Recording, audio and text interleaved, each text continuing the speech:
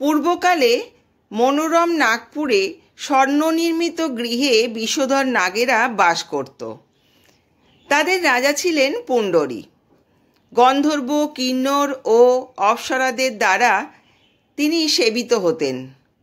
সেই পুরী মধ্যেই অপ্সরা সৃষ্ট ললিতা ও ললিত নামে গন্ধর্ব স্বামী স্ত্রী রূপে ঐশ্বর্যপূর্ণ এক গৃহে পরম সুখে দিন যাপন করত। একদিন পুণ্ডরীর রাজ্যসভায় ললিত একা গান করছিল। এমন সময় ললিতার কথা তার মনে পড়ল। ফলে সঙ্গীতের স্বর, লয়, তালের বিপর্যয় ঘটল। কর্কট নামে এক নাগ ললিতের মনোভাব বুঝতে পারল। গানের ছন্দভঙ্গের ব্যাপারটি সে পুণ্ডরীর রাজার কাছে জানালো। তা শুনে সর্পরাজ ক্রোধ ভরে কামাতুর ললিতকে বলল, হে দুর্মতি, তুমি রাক্ষস হও বলে অভিশাপ দান করল। তার হাত 10 যোজন বিস্তৃত, মুখ পর্বত গুহা তুল্য, চোখ দুটি প্রজ্বলিত আগুনের মতো, ঊর্ধ্বে 8 যোজন বিস্তৃত প্রকাণ্ড এক শরীর লাভ করল। ললিতের এরকম ভয়ঙ্কর রাক্ষস শরীর দেখে ললিতা মহা দুঃখে চিন্তায় ব্যাকুল হলেন। স্বেচ্ছাচারী রাক্ষস ললিত দুর্গম বনে ভ্রমণ করতে লাগল।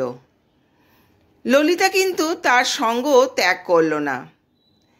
ললিত নির্দয়ভাবে মানুষ ভক্ষণ করত। এই পাপের ফলে তার মনে বিন্দুমাত্র শান্তি ছিল না। পতি সেই দুরবস্থা দেখে ব্যথিত চিত্রে রোদন করতে করতে ললিতা গভীর বনে প্রবেশ করল। একদিন ললিতা বিন্ধ্য পর্বতে উপস্থিত হল। সেখানে ঋষি সিংহ মুনির আশ্রমে দর্শন করে মুনির কাছে হাজির হল। তার চরণে প্রণাম করে সেখানে দাঁড়িয়ে রইল। মুনি বর জিজ্ঞাসা করলেন, হে সুন্দরী, তুমি কে? কার কন্যা? কি কারণে এই গভীর বনে এসেছ তা সত্যি করে বলো।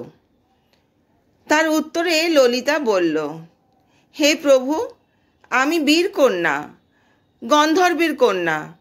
আমার নাম ললিতা। আমার পতি বিশেষত্ব দূর হয় এমন কোনো উপায় জানবার জন্য এখানে এসেছি। তখন ঋষি বললেন, চৈত্র মাসে শুক্লপক্ষে কামোদা নামে যে একাদশী আছে, তুমি সেই ব্রত যথাবিধি পালন করো। এই ব্রতের পূর্ণ ফল তোমার স্বামীকে অর্পণ করলে তৎক্ষণাৎ তার সমস্ত পাপ বিনষ্ট হবে।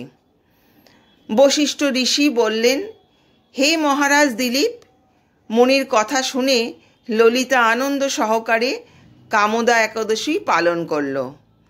তারপর ব্রাহ্মণ ও বাসুদেবের সামনে পতির উদ্ধারের জন্য আমি যে কামোদা একাদশী ব্রত পালন করেছি তার সমস্ত ফল আমার পতির উদ্দেশ্যে অর্পণ করলাম। এই পুণ্যের প্রভাবে তার বিশেষত্ব দূর হোক। এই কথা উচ্চারণ করা মাত্রই ললিত শাপমুক্ত দিব্য দেহ প্রাপ্ত হল। পুনরায় গন্ধর্ব দেহ লাভ করে ললিতার সাথে সে মিলিত হল। তারা বিমানে করে গন্ধর্ব লোকে গমন করল। হে মহারাজ দিলীপ, এই ব্রত সকলেরই যত্ন সহকারে পালন করা উচিত।